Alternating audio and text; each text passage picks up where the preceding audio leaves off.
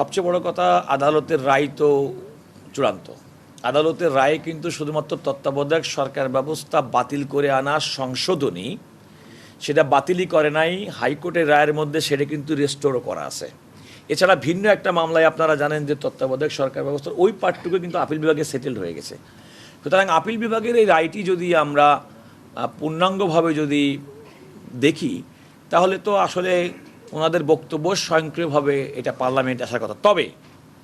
তবে আমি মনে করি যেহেতু ভাইব্রেন্ট পার্লামেন্ট আছে এবং আদালতের অবজারভেশনও আছে যে অনেকগুলো বিষয় আছে যেগুলো পরবর্তী পার্লামেন্ট তারা সিদ্ধান্ত গ্রহণ করবেন।